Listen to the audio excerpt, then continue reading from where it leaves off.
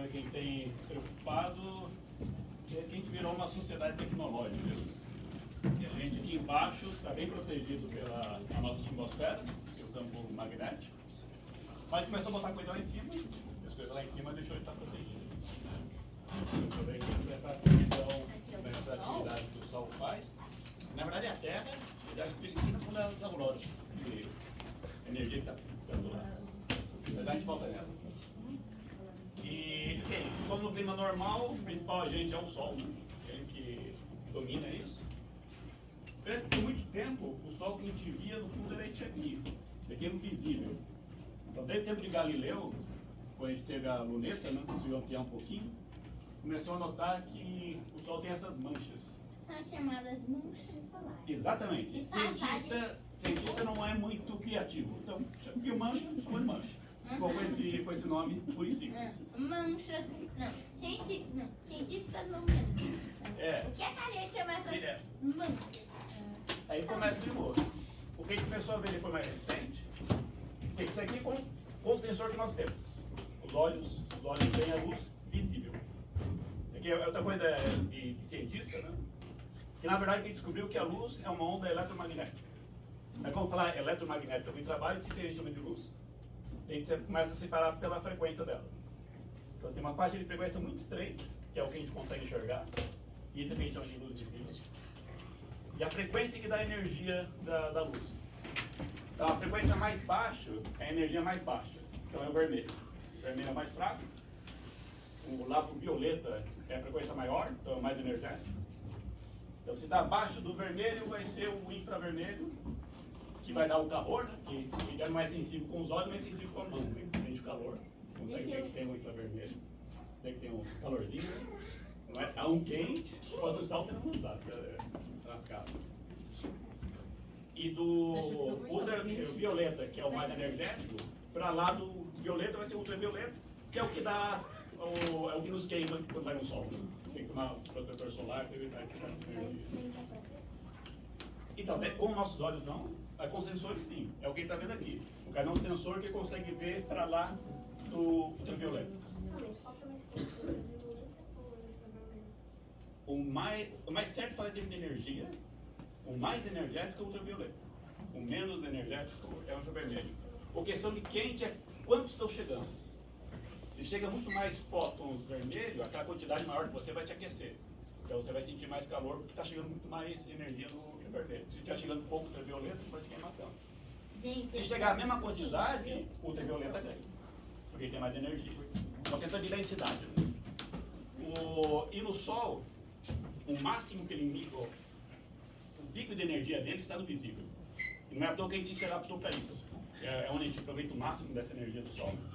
Ele está no visível. Só que ele vai emitir também para as duas fontes. Para o infravermelho e especialmente para o ultravioleta. Está mais preocupado com essa parte do ultravioleta porque cada fóton é mais energético do que o resto. O fóton é a partícula da luz. Exatamente. É o nome que a gente dá para a partícula da luz. Eu sou uma pessoa muito técnica. Exatamente. Parabéns. E a tudo mais de ser em algum lugar, em especial o Centro de Pesquisas, o Instituto de Pesquisas Exatamente. Nacionais Espaciais. Daí o que acontece? Quando a gente olha nessas frequências mais energéticas, a gente começa a perceber que a estrutura do Sol é muito mais complicada do que essas manchinhas só que a gente via. E, em particular, tem cada arco desse enorme campo magnético para a Terra. Então, aquela mesma linha que você via se você jogasse ela em malha de ferro, um espelho famoso, você põe um imã embaixo, um papelzinho em cima, uma linha de ferro, você vai ver a linha de campo. Essa linha de campo é esses arcos enormes que tem. E aí, às vezes, existe uma confusão nesse campo. E o Sol libera luz. Isso, essa baita é o que está vindo aqui. De massa coronal. Vamos chegar lá. Está por aqui. Mas o Sol com a Terra, ele começa a vestir de polo enorme, que é o campo principal, de ponta a ponta. Então a Terra também tem um campo desse. A diferença do Sol em relação à Terra é que ele, no fundo, é um gás ionizado, diferente porque está muito quente, e os elétrons e prótons lá estão tudo solto. E se ele está solto, esse plasma, por ser condutivo, ele arrasta o campo magnético. E por ele ser líquido, gasoso, né, ele não precisa andar tudo junto. E daí o Equador anda mais rápido do que perto dos polos. Aí começa a bagunça. Porque o campo magnético ele é arrastado por esse plasma. Ele vai andando, vai rodando, vai puxando. Daquelas linhas de campo grandes que estavam no Sol, começou o ciclo, quando ele começa a rodar, ele vai arrastando e vai torcendo.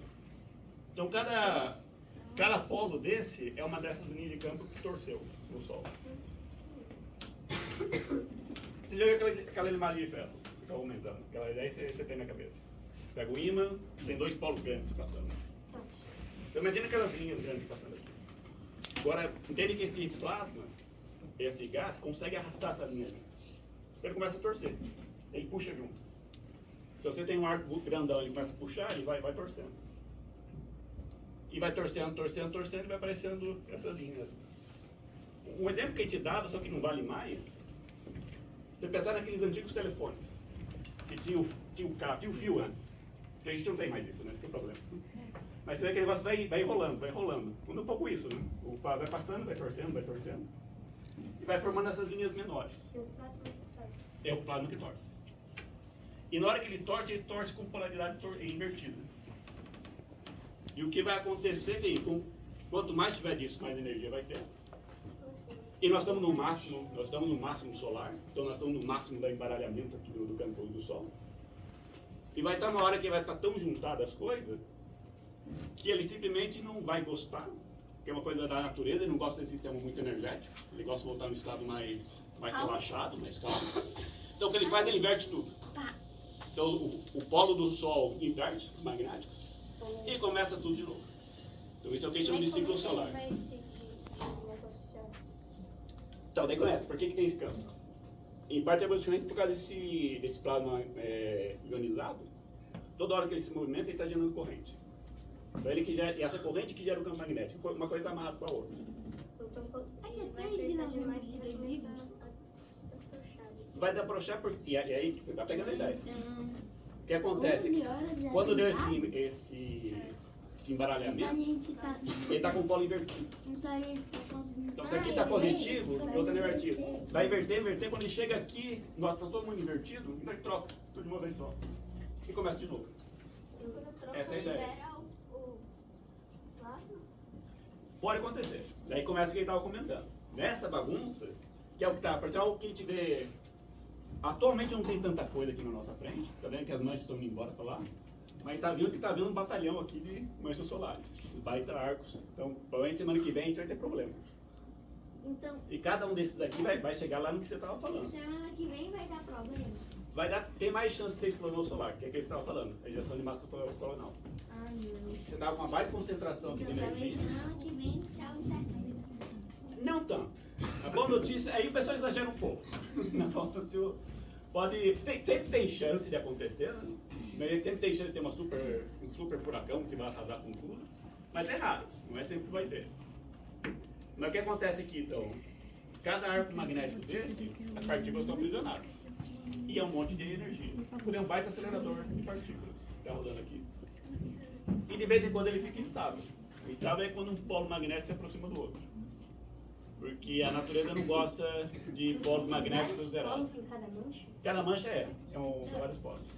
Então aqui tem um polo e em cima tem outro. Tem um principal, mas cada pontinho desse torcido é um outro. E quanto mais tiver, mais complexo é. Fala o seguinte, uma positiva outra negativa, magnético. E por sinal, quanto mais complexo, mais sabe que tem chance de explodir. Ou tem essa explosão solar. Tem mais chance de dar esse problema. Mas espera, olha... Porque vai ficando estável, vai juntando energia juntando energia. E a natureza quer ficar. Polos diferentes? São polos diferentes.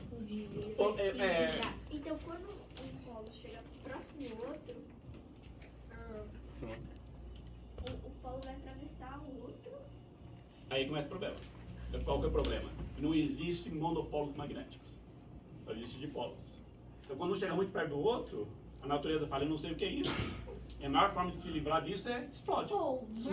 Desmonta tudo e começa de novo. Manda pra Deus. Manda embora. Mas aí vai ser como o quê? Daí pode ser três coisas. Uma delas já falou, que é a tal da injeção de massa coronal. É MC. Isso. É injeção de massa coronal. O que é? Tem. Simplesmente porque primeiro que essa região mais externa do Sol a gente chama de coroa.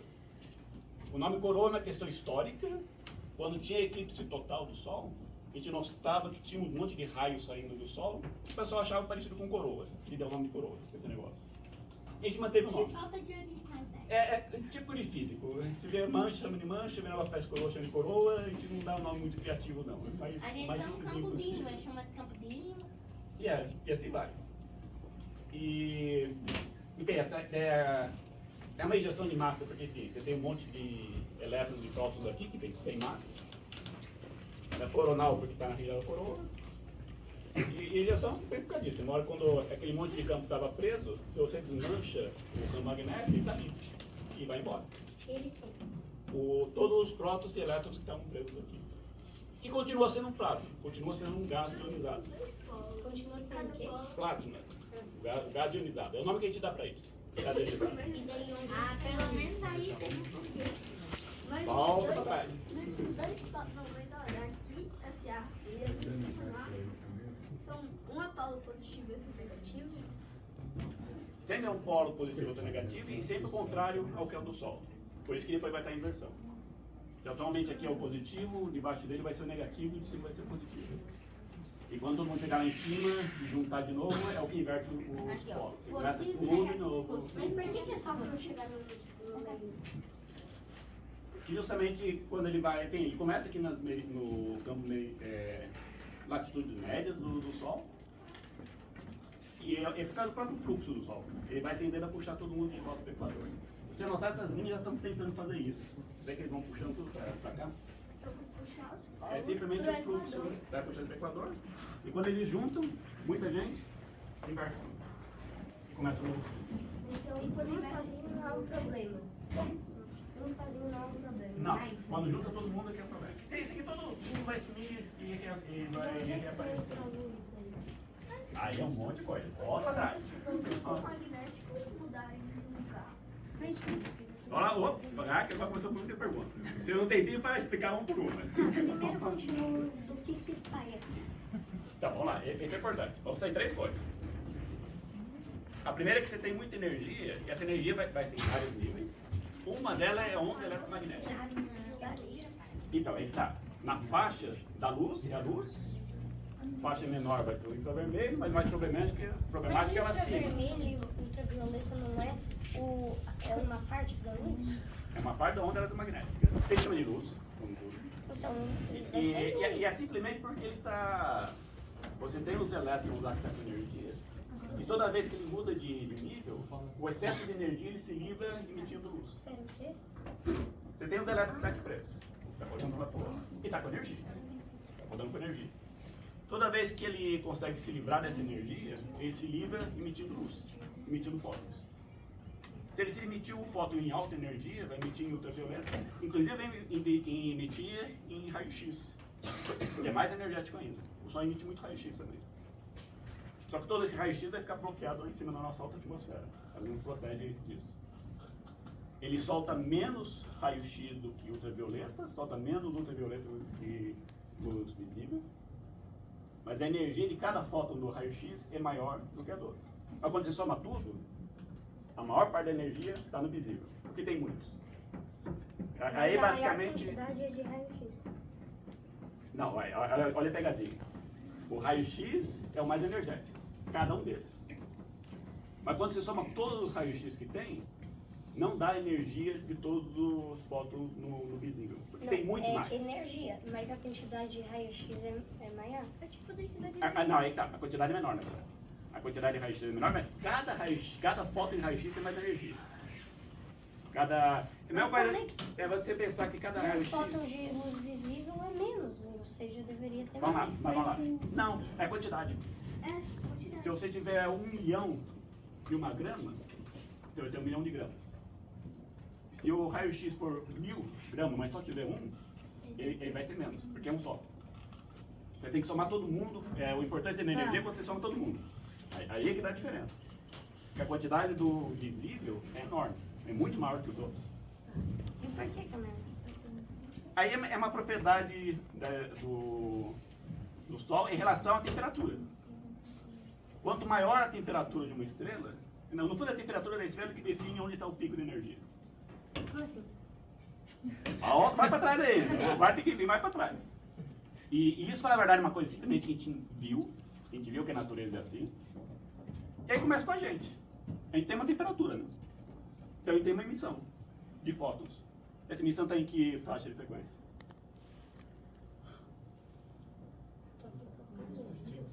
É o infravermelho.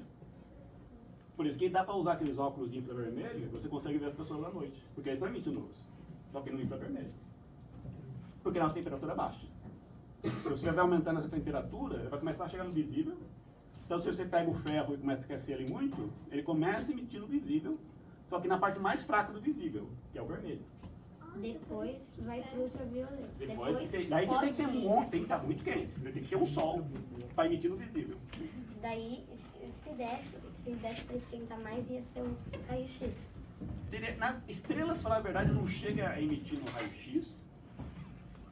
O máximo que ele vai conseguir chegar vai ser chegar lá pro azul, que são as supergigantes azuis. Mas você não disse que ele pode emitir raio-x? Aí tá, o pico da energia. O máximo da energia dele vai ser no azul.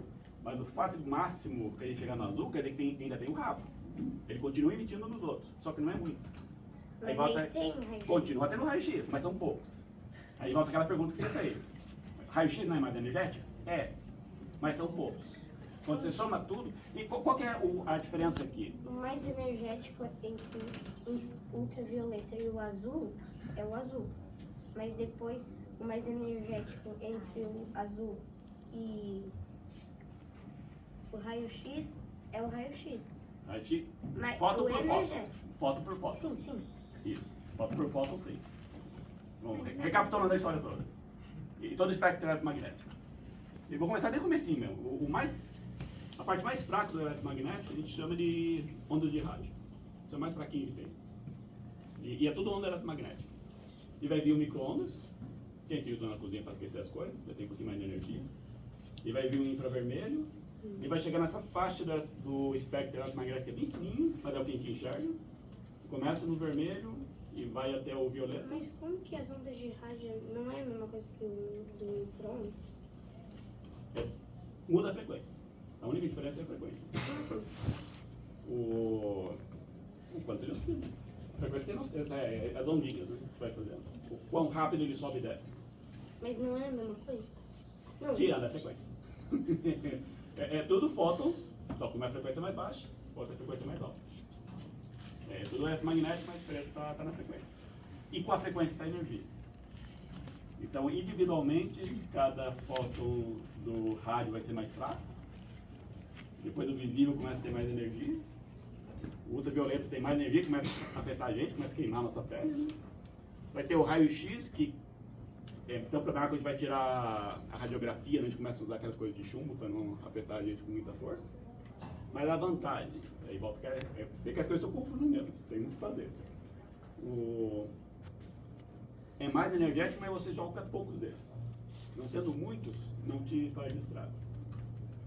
Uma forma que eu gosto de pensar um pouco isso, voltando na história das energias. E o azul, você esqueceu. Eu vou voltar um pouquinho aí. Quando você pensa na energia do Sol, a principal energia do Sol está no visível. E essa varia pouco. Tem a oscilação que ela tem de energia, não é muitas coisas. E ela, em relação aos outros, é pouca coisa. Como se pensar fosse uma bolinha de ping-pong. A princípio não faz muito estrago. A não ser quando vai derrubar uma tonelada de bolinha de ping-pong em cima de você. Daí tanto faz o que é. Se é uma tonelada, vai fazer mal. Então, o problema dela é a quantidade. Se é muita quantidade, vai começar a te afetar. O raio-x, ele é muito energético, mas são poucos. Então, meio com a bala de um revólver, de um rifle. Desde que não te pegue, não vai fazer muito estrago. Mas se ele te pegar, você está com problema. Porque aquele individual tinha muita energia. Então, a diferença básica em relação ao Sol é essa. Os fótons são muitos. E é bom, é o que nos mantém quente aqui na Terra, né? O que nos mantém aquecido.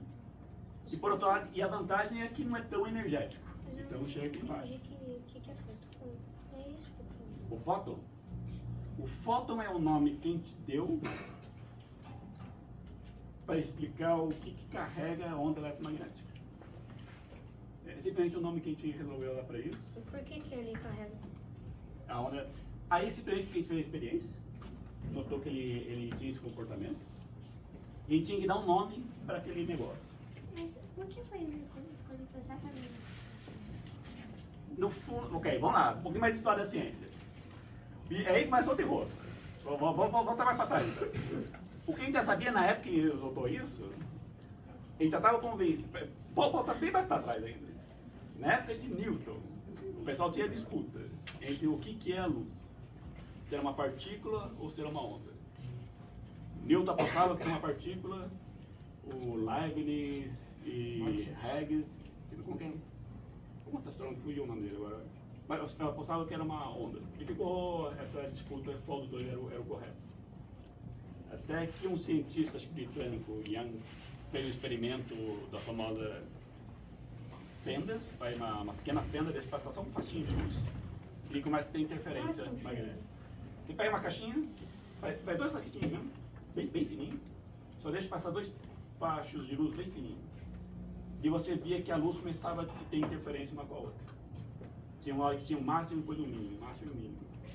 E a gente sabe que interferência só acontece se é luz, se é onda. Então aí que o pessoal se convenceu que a luz é uma onda. É uma onda. Que a onda tem interferência. A gente... A onda é aquele sobe e desce. E Senão, aí dá para voltar para pensar na onda do mar. Se a partícula só seria isso.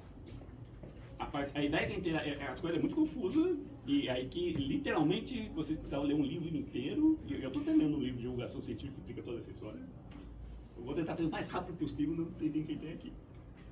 Porque voltando à história das ondas, é uma coisa que vale para a onda do mar, de lagoas, tem as oscilações, e você tem duas ondas vindas. Quando elas se encontram pico com pico, elas somam. Isso que a gente chama de interferência. As duas somam para cima. E se você tem um para baixo e um para cima, eles anulam. E partícula, a princípio, não tem isso.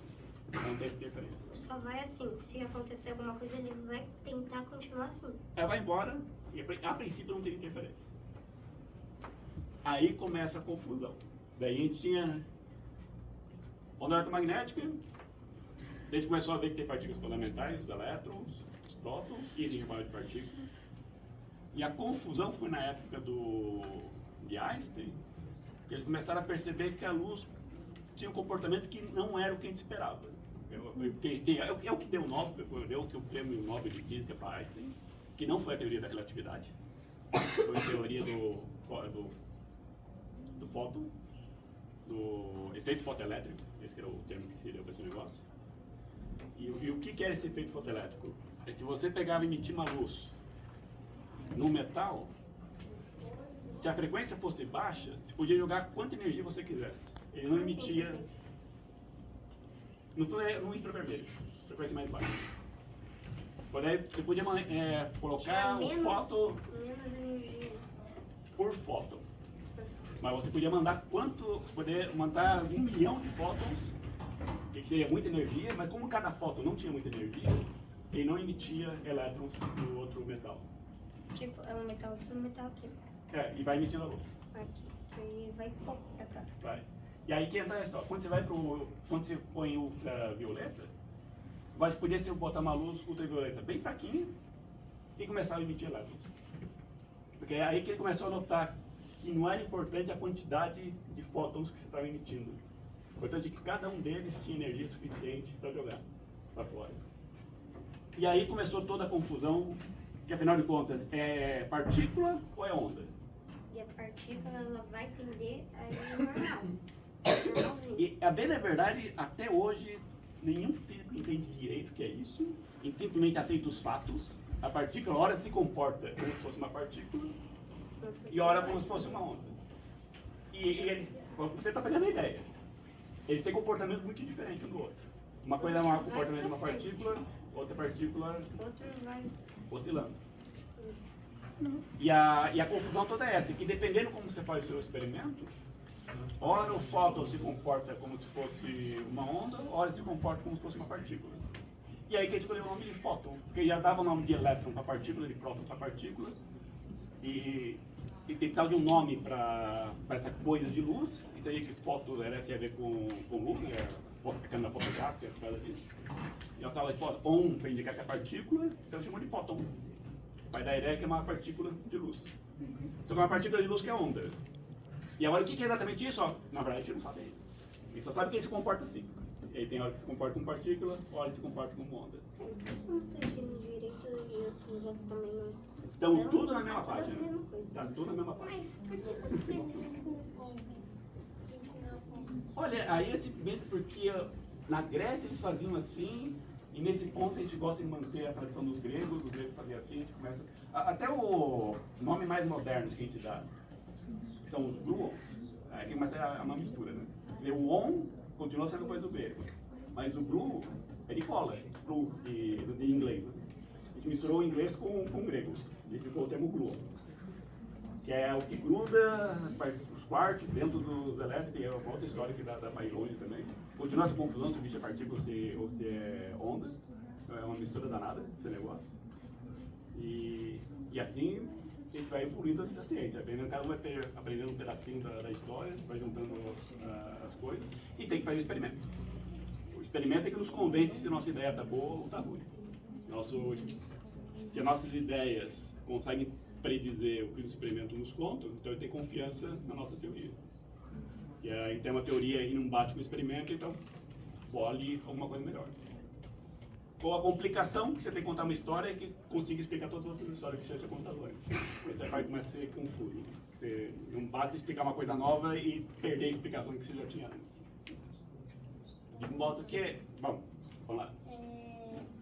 É sobre o satélite que está pegando as imagens do Sol. A que distância ele está do Sol? Está perto da gente. Esse aqui em particular tá na geoestacionário. O GOES é um satélite meteorológico. E, então, em termos de distância, está pertinho da gente.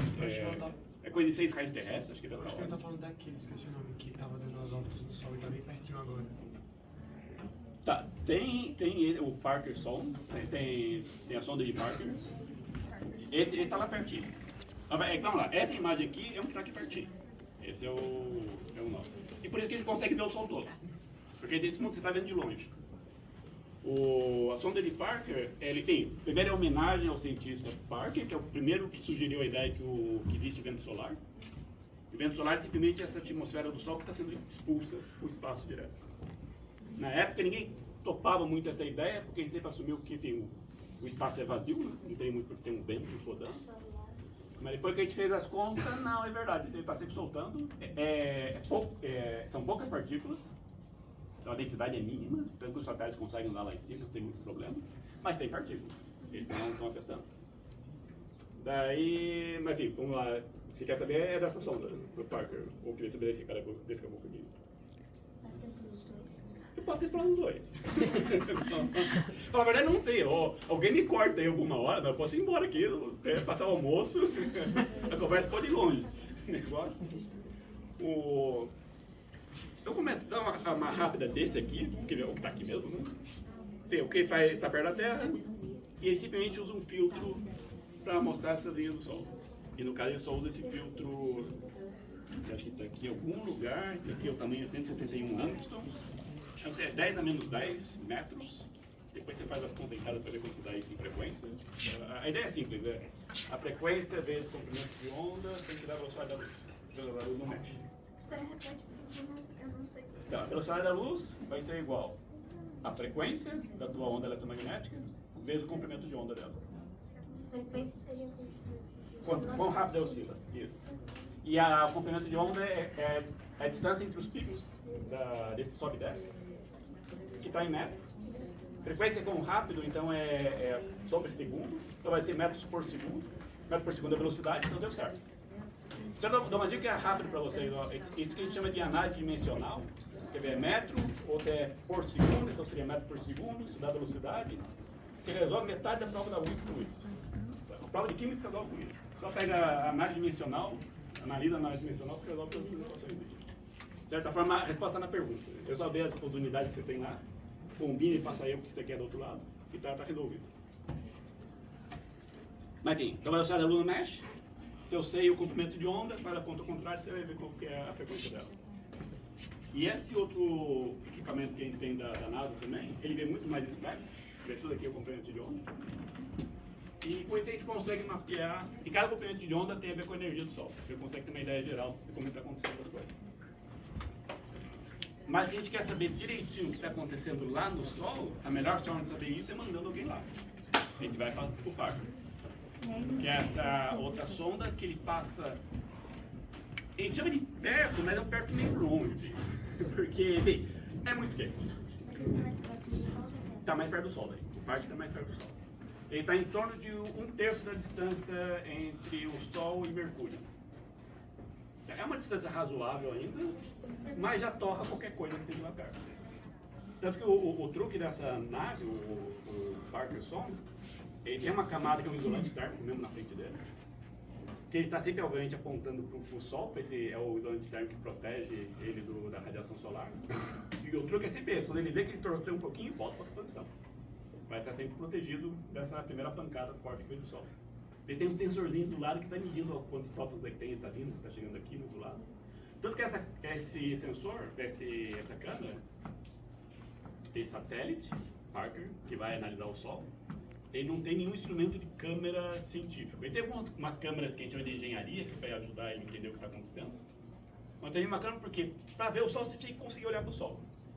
Mas é tanta energia vindo do Sol que é queimar, inclusive, estragar o resto. Então não adianta tentar fazer isso daí, né? Não vai a pena. Então, o que esse satélite faz é medir todos os parâmetros. A densidade desses partículas que estão saindo do Sol, o campo magnético que está saindo dele, e com a vantagem que lá bem pertinho dele. É o mais perto que ele conseguiu chegar. O mais perto é esse, depois de 1/3 da distância entre Mercúrio e o Sol. O que já é muito quente. Tanto que essa sonda, a missão dela vai acabar quando o combustível que ela tem lá dentro, que é o que faz ela ficar se orientando com o Sol, acabar. Porque quando acabar esse combustível, ele não vai conseguir mais se alinhar, ela vai começar a virar, e na hora que ele virar, vai bater tanta energia do lado dele que vai queimar rapidinho. Sabe qual foi basicamente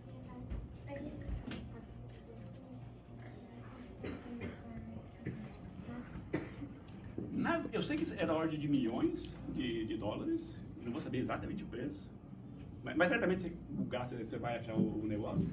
Mas eu te conto uma coisa que é curiosa. O primeiro que demorou para fazer a missão, para ter a tecnologia, que no fundo é esse isolamento térmico dele, demorou para o pessoal fazer e desenvolver isso, para poder chegar lá perto.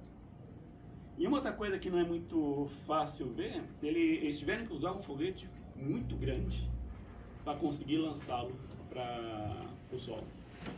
Porque é uma coisa, e o pior é que não é porque você precisava dar muita velocidade para ele, é o contrário, você precisava tirar muita velocidade dele.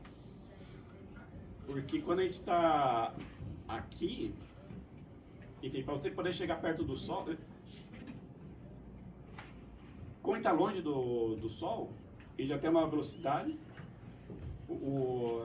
aqui é meio enroscado o negócio. Dinâmica orbital sempre não gosta muito da dor de cabeça, porque é sempre contra-intuitivo do que a gente imagina que vai ser as coisas. Porque você precisa tirar a energia dele, olha a coisa doida. Você precisa tirar a energia para chegar perto do Sol. Se está mais longe, é questão de pensar, o Sol no fundo é um poço gravitacional, imagina que na Terra também é um poço gravitacional. Quanto mais alto, menos energia potencial você tem. Quanto mais baixo, mais energia você tem. No Sol vale a regra parecida, né? Quanto mais perto do Sol, mais energia potencial, mais longe, menos energia. O contra-intuitivo aqui é quando você pensa na órbita. E quanto mais longe do Sol, menor é a sua velocidade. Quanto mais perto do Sol, maior vai ser a sua velocidade. É questão de dinâmica orbital. Mas você tem menos energia, é aí que dá um nó na cabeça, né? Porque a nossa intuição é que quanto mais veloz, mais energia você tem. Mas o problema é que o potencial ganha nessa conta. E o potencial a gente não enxerga, então a gente não tem essa sensação, né, do que é essa energia que está lá. E o enrosco dessa sonda é que se precisar jogar com muita força, no fundo com uma velocidade contrária à nossa órbita, para tirar a energia dele, e ao tirar a energia ele conseguir chegar perto do Sol. E mesmo assim, a gente não... Geralmente anular um pouco e só um pouquinho. Tirar um pouquinho. E mesmo assim a gente não teve combustível para isso. O truque foi mandar ele para Mercúrio. Na verdade para Vênus e depois Mercúrio. E nessa, quando ele fica passando entre Mercúrio e Vênus, a gente fica usando o planeta para tirar a energia dele. A gente é assistência gravitacional. A assistência gravitacional pode jogar para os dois lados. Geralmente a gente usa para ganhar energia. A gente anda para Vênus para ganhar energia e ir para Júpiter depois.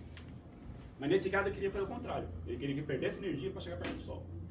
Então cada vez que passava perto de Mercúrio e também de Vênus, ele ia perdendo energia para chegar cada vez mais perto. E é um negócio que gasta muito dinheiro. Você tem que fazer um foguetão forte para tirar a energia dele, para conseguir tirar a energia.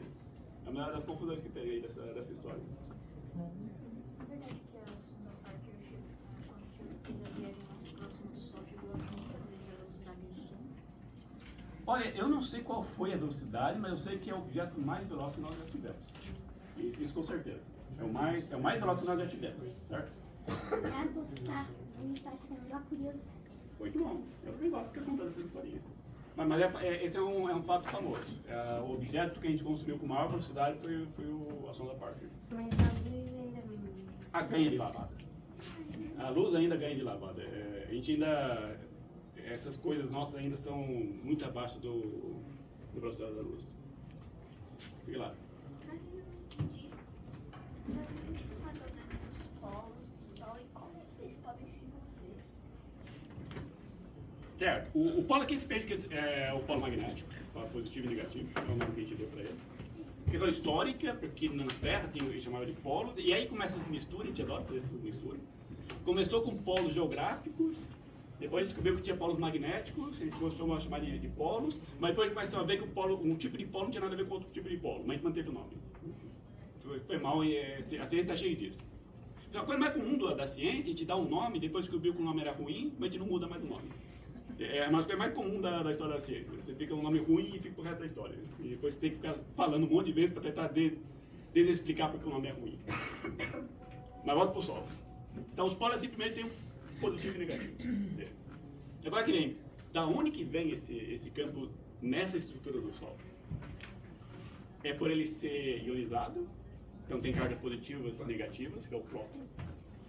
Os prótons basicamente o próton é o positivo, o elétron é basicamente o negativo. E quando eles estão andando, estão gerando correntes. E aí começa a balança. Quando essas correntes estão girando, dentro desse giro gera o campo magnético. No campo... Mas aí vai pra cima, né? Porque isso está acontecendo no centro. Vamos lá, aqui dá uma boa história. Eu vou contar essa história, não vou aguentar. Vamos lá. Eu vou contar uma história bem mais complicada, mas vou chegar no teu ponto, ok? Ele tem bastante tempo ainda, né? Eu vou contar bastante história ao longo aqui. Começando com o nosso planetinha aqui, a Terra. Que tem esse monte de rocha que está em cima dela. E enfim, você pensar a rocha de baixo só não cai porque a de cima está segurando. De cima não cai porque a de baixo está segurando. E essa história vai até o núcleo da Terra. Agora, então, eu ia perguntar agora, por que a de baixo não cai? Se bem porque no fundo não tem pra onde ir. Ele tá lá preso no meio. E ele tem que aguentar o peso todo mundo tá em cima. Quem segura esse peso todo? Na verdade são os elétrons ainda. Os elétrons lá embaixo, que é basicamente ferro e níquel. Vai ter um núcleo, mas em torno dele vai ter os elétrons. Então o externo é que manda. E quando um átomo de ferro contra o outro encosta, eles têm força suficiente para aguentar a pressão. Você vê como um bicho tem força. Porque ele aguenta todas as toneladas que tem acima dele. E segura. E no nosso caso aqui, inclusive a gente trabalha o que menos pesa para eles. E no caso a Terra é leve o suficiente para aguentar passivamente. A gente não precisa botar energia lá para segurar isso. Simplesmente o ferro está lá, segura. O Sol vai ser uma outra história, porque aqui vai um número.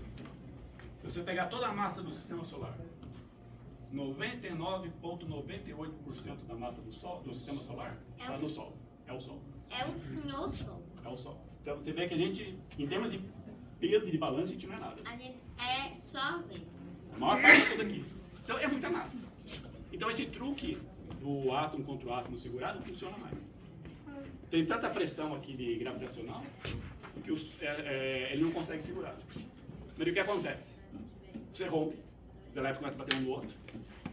E vai ter, qual é o nome do negócio? Vai ter fusão nuclear. E a fusão nuclear começa a dar energia para aguentar. Mas aqui começa a questão, é um processo ativo, você está gastando combustível. Você tem o hidrogênio, que no fundo é prótons e elétrons, estão batendo um contra o outro e formando o hélio. Nessa que ele faz o hélio, é a fusão nuclear, é o que dá energia, que segura o Sol.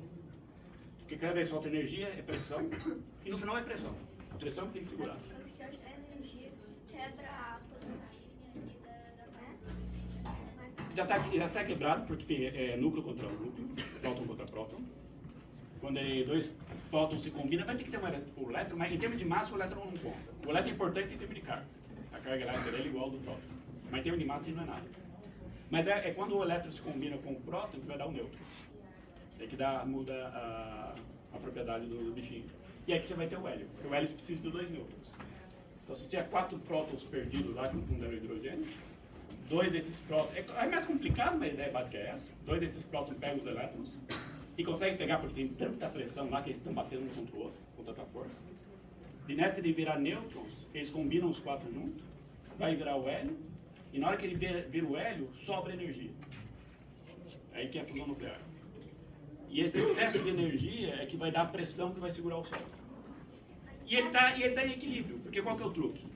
Se ele gera mais calor que precisa, então ele se expande, acaba a pressão, então se precisa afundar menos. Ele vai pressionar de novo. E no fundo ele está em equilíbrio porque ele está toda hora exprimindo e explodindo. E nesse vai e vem, ele é bastante estável. É um motor autossustentável. E a boa notícia é que isso aqui está queimando por volta de 5 bilhões de anos, e as nossas contas é que vai queimar por mais 5 bilhões de anos. Vai demorar para esse problema de falta de energia. É basicamente assim que funciona uma bomba de fusão nuclear. A bomba de fusão nuclear funciona assim.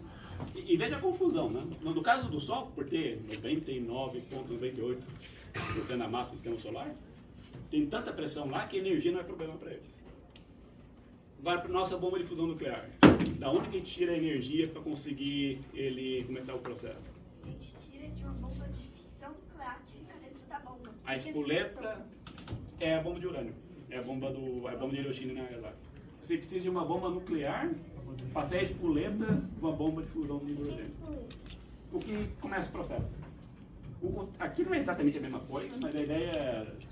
Das balas antigas, você tinha uma coisa que era muito fácil de estourar, que estourava a pólvora para disparar a bala, e a gente chamava de espoleta. A ideia de espoleta é qualquer coisa que inicie o processo. No caso não é bem a mesma coisa, mas ficou o nome. A ideia é que inicia o processo da fusão nuclear. Então você precisa de uma bomba de fissão para começar a fusão. No Sol tem tanta energia que isso dá conta. Então quem está contando essa história? Na hora que dá aquela energia... Daí pra começar tudo, da onde que veio a energia pra fazer o negócio? Eu vou chegar lá, primeiro tem que terminar uma historinha dele, porque eu não cheguei no final da tua história do campo magnético aqui. Começou a fusão nuclear, deu muita energia e sobrou energia. A fusão nuclear tem tanta energia que você começa a pressionar todo esse gás para fora. Então a parte central do Sol que a gente chama de radiação. E ele vai com tanta força que ele não deixa ter a convecção. Porque aí se sobe e desce. A convecção a forma mais clássica de dizer isso é uma chaleira de água quente. De sopa é melhor ainda, porque você começa a ver aquelas coisas subindo e descendo. E aquilo é a convecção. É o sistema mais eficiente de troca de calor. O que está quente sobe, o que está frio desce. O problema do núcleo do Sol é que tem tanta energia saindo que ele não deixa voltar. A não ser quando começa a chegar na parte mais externa do Sol. A mais externa, essa pressão diminui. E por diminuir essa pressão, ele começa a ter convecção. Então, na parte interior do Sol é só a radiação, então não consegue subir e descer a massa. Mas chega na parte mais externa, a pressão acabou, baixou. Então começa a subir e descer. Por que é importante subir e descer esse negócio? Porque tudo isso aqui está ionizado. Então tudo carga positiva e negativa rodando. Mas por que ele vai subir e descer? É só É a forma mais rápida de trocar calor. Ele estaria fazendo isso lá embaixo se não fosse a pressão. A pressão de radiação é tão forte que não deixa de fazer. Mas quando chega aqui em cima, começa a baixar a pressão, ele começa a circular. Fazer E na hora esse de... negócio aqui? Na verdade é a parte interna dele. É um pouco difícil notar, mas você vê que tem um burburinho aqui, tem várias bolinhas aqui. Cada bolinha dessa, você pode imaginar naquela coisa da sopa, que está subindo e descendo as coisas. Cada bloco desse é um desses. Porque daí O ele já bloco consegue dele- aguentar a coroa, né? Começa a levantar a coroa, começa a circular, e na hora que ele está circulando, começa um gás ionizado a circular, você começa a gerar Daí vai corrente começar elétrica, se aquela gera campo outra magnético. parte, né? Começa campo magnético. E também começa a ser outra parte de visualização, né? Campos magnéticos. É justamente essas correntes elétricas que vai rodando e vai gerando o campo magnético. Isso aqui é um experimento que a gente faz. Você pega o famoso eletroímã, que é pegar o experimento clássico, é pegar um prego, você enrola um fio em torno dele, se você deixar passar a corrente, esse negócio fica magnetizado. Consegue prender moedinhas, o que queira em cima disso. Então, se fez a corrente andar, você gerou o campo magnético. E o Sol, como tem esse monte de campo rodando, ele está sempre gerando esse campo magnético. E como todo mundo anda meio junto, ele vai formando esse campo principal. E daí começa a confusão. Porque como esse plano está girando, ele começa a torcer as coisas, e de vez em quando esses campos tem que torcer de lado. E Tem começa que tudo ser de aquela novo. história lá. Vai ter toda a história que eu contei antes. Começa a virar as coisas. Né? E eu acho que eu perdi a história, a pergunta de alguém.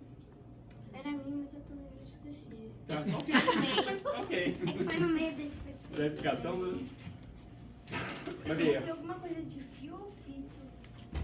Acho que ele falou como é frio. um que é frio? Não, é que nada é frio. No Sol? Não, relativamente não. A superfície dele é 6.000 graus Kelvin. Ah, Então não. é que é. Por isso é o Kelvin e Celsius nessa altura do campeonato tanto faz. Porque a diferença de um para o outro é coisa de 200 graus. Em 200 graus, quando você está em 6.000, né, não vai fazer muita diferença. 273 e uns quebradinhos, inclusive. Tem 0,15. Aí, falar a verdade, eu tenho que consultar. O número que eu me lembro na cabeça é 273. Mas eu me lembro que tem um quebradinho para acertar bem certinho o valor do Kelvin. Mas enfim, quando você está em 6.000, não é nada. Então, Kelvin e Celsius nessa altura do campeonato é a mesma coisa. Não faz muita diferença. E eu tenho mais tempo ainda? Vocês têm mais perguntas?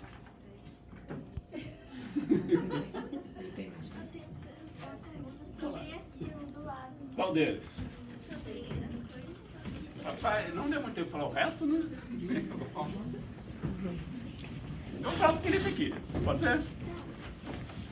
Esse aqui ele vai mostrar. Enfim, aqui embaixo nós temos a atmosfera neutra, quer dizer que cada átomo, quantidade de carga positiva dentro dele é igual a negativa dos elétrons. Ele está. Tá neutro, tá estável e neutro. Mas quando você vai chegando na alta atmosfera, ele está recebendo aquela parte energética que está vindo do Sol. O ultravioleta, o raio-x lá em cima. Então lá ele fica ionizado. Ele recebe tantas partículas que ele solta um elétron e começa a ficar ionizado também. Essa região a gente chama de ionosfera. E é isso que a gente está vendo aqui. A gente está vendo quantos elétrons. que é iônico? Ionosfera é essa região da nossa atmosfera alta que o gás está ionizado. E está ionizado porque é a parte mais externa da nossa atmosfera. É uma combinação. Por ser pouco denso, então não é toda hora que ele acha um elétron livre para combinar de novo e ficar neutro. Aqui embaixo tem tantos deles que quando perde um elétron já acha um outro e já fica neutro. Lá em cima é mais difícil. Não tá tão estável, então tem vários elétrons sobrando. Tem. Em termos de números, uma coisa que tem na cabeça, né? Se você pega um galão de 20 litros, como o galão lá que a gente usa para beber água, né? Deixar ele vazio. A quantidade de gás que tem lá dentro é basicamente um Avogadro. E o Avogadro é o 10 a 23. 10 é 10 a 1, é potência, né? O 100 é 10 a 2, 1000 é 10 a 3, 10 a 23 a gente nem sabe que nome, a gente nem dá nome para isso, porque é tanto zero. A gente simplesmente fala 10 a 23. É um com 23 zeros depois. É isso. Mas não tem nome específico, né? Não tem 1.000, milhão, bilhão. Na verdade, o nome especial que tem para isso é número de Avogadro. E a gente sabe que é um número importante. Com licença, você tinha perguntado do horário, né? Então, na verdade, tem mais assim, uns 10 minutinhos no máximo, então. Ok, então eu tenho que parar aqui. Tem um pouco a ver com isso aqui. Vou contar um pouco isso aqui porque é importante pra gente. É uma câmera que só funciona à noite. É à tarde. O que ele fica vendo é a radiação daquele gás ionizado que tem lá em cima. O que a gente está vendo, em particular, é o oxigênio atômico, que está lá em cima, que ele não tem ainda um elétron ou outro lá dentro dele, e de vez em quando ele emite uma luz. Mas Essa luz vai ser... qual que é a diferença de um átomo normal e um átomo atômico? No fundo, é que o nosso oxigênio aqui embaixo, a gente fala que ele está neutro. A quantidade de elétrons que ele tem é o suficiente para torná-lo neutro. Esse oxigênio que a gente está falando, ele já perdeu alguns elétrons. Então ele está ionizado. E por algum motivo ele está em nível atômico. Mas lembrar esse que ele está ionizado. O Patanel acho que o nome não está muito bom, mas o mais frequente ele está ionizado. E esse oxigênio ionizado é o mesmo que quando ele tem uma tempestade magnética, vai gerar aquelas cortinas de cor. Eu vou ter que falar essa parte, por causa do pouco tempo que a gente tem. Mas no fundo é que vai gerar as auroras. Aquelas cortinas de luz que a gente vê nos polos norte e polo sul. Que é quando começa a cair muita energia na alta atmosfera e ele começa a brilhar. E brilha tanto que a gente consegue ver. Mas na verdade esse oxigênio está sempre brilhando. Só que a gente precisa de uma câmera muito sensível, que é o caso dessa aqui, para a gente ver esse brilho. Pra ter uma ideia, essa câmera é tão sensível que quando a lua está no céu, tem que desligar. A luz da lua consegue saturar o sensor. O que é isso? Simplesmente o quanto ele aguenta desse sinal que está chegando. O brilho da lua é tão forte que ele teria que desligar. Então é um brilho muito fraquinho. E o que acontece é que ele tem um brilho difuso, esse oxigênio, só que de vez em quando, no final da tarde, a atmosfera neutra que está embaixo sobe. E quando ela sobe, ela expulsa esse oxigênio. Se ela expulsa, simplesmente o gás neutro de baixo sobe. E quando sobe, ele tira esse gás ionizado que está no meio do caminho. O ionizado vai para baixo. Na verdade, ele vai para o lado. Ele vai para o lado, que entrou de baixo. É um monte de perturbações que vai ter. Daí ele vai para o lado e vai para baixo. Na verdade, você vai para o lado, a história não fica complicada. A questão é, você estava vendo esse Mas brilho como é que ele geral, vai pro lado? eu vou chegar lá daqui a pouquinho. Primeiro eu vou explicar que diabo que é essa imagem. Depois eu vou chegar na história do começo. Na hora que entra esse gás neutro de baixo, ele tira o oxigênio que estava brilhando. Então começa a aparecer essas faixas escuras. Essas faixas escuras que a gente chama de bolha de plasma. E a bolha aqui no sentido... Bolha de plasma. A bolha aqui no sentido contrário, você tinha aquela camada que estava toda ionizada, e de repente você entra com algo que não está ionizado. Então seria como se tudo fosse água e de repente você entra uma bolha de ar. Que é uma coisa diferente da história. Então essa é a bolha de plasma que vai estar vindo aqui. É sempre no final da tarde. E a gente só consegue ver à noite, porque essa câmera é muito sensível, a luz do dia aqui. Se a lua queima, imagina a luz do dia, não sobra nada. Isso aqui é importante pra gente, porque a gente quer se comunicar com o satélite lá em cima. Tem que atravessar a ionosfera, que é essa camada ionizada. E a gente quer que esse negócio seja o mais uniforme possível. Como se fosse o mais limpo. É para pensar um vidro transparente. Transparente quando está tudo bem uniforme. Se você começa a ter essa perturbação, ele começa a ficar opaco. Uma região está clara, outra parte está escura.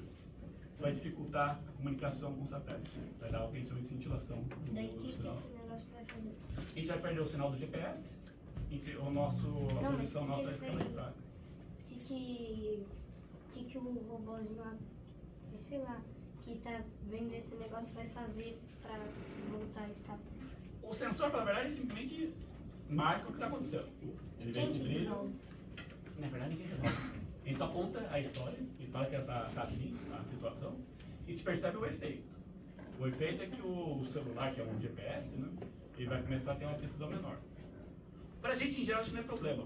Quem é crítico, por exemplo, é na agricultura de precisão. Aqueles tratores que a gente quer que ande automático, se ele perde a precisão dele por causa dessas bolhas de plasma, então ele começa a ter problema de fazer as colheitas. Você tem que parar as atividades. Porque, enfim, em vez de você passar entre as plantas, começa a passar em cima das plantas. Você perdeu a precisão do sinal. E parte da nossa pesquisa é um pouco isso, entender o que é isso, e daí conversar com um especialista como faz as contas, para melhorar o processamento do posicionamento do teu equipamento, para tentar resolver isso. Ainda é um problema não resolvido. Ainda está trabalhando para ver como que faz. Mas o primeiro problema de resolver é entender o problema. Mas lembra do negócio do lado lá? Como é que vai ir pro lado, sendo que sempre vai estar subindo, não vai estar subindo só em um lugar, vai subir em outros. Daí o do lado vai contando, não vai Ele deixar o outro lado A ir, vantagem dele é que lá em cima, essa região, a densidade é muito pequena, que não tem essa quantidade de ar que tem. Se tivesse aqui lá em cima, você nem sentiria o ar. É muito pouco. Tem ainda, mas é pouco. Então, na verdade, é fácil. Então, mas lá em cima é pouco. Então, a questão é quando você consegue, como é pouco, quando você sobe para cima, você meio que empurra o resto. Você meio que espreme o que está do lado. E cabe todo mundo.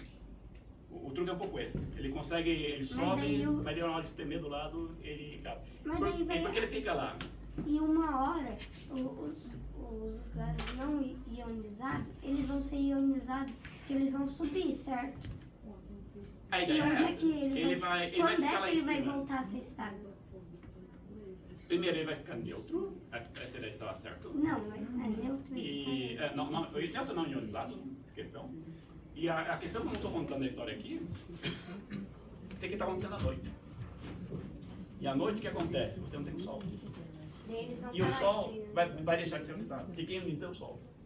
Então todo esse negócio aqui, E onde é que esses elétrons de sobra vão? na verdade eles recombinam e voltam a ficar... Na verdade eles estão sempre lá. A questão é que eles estavam ionizados passando a ser neutros. Porque começou a achar os pares de elétrons deles que estavam perdidos.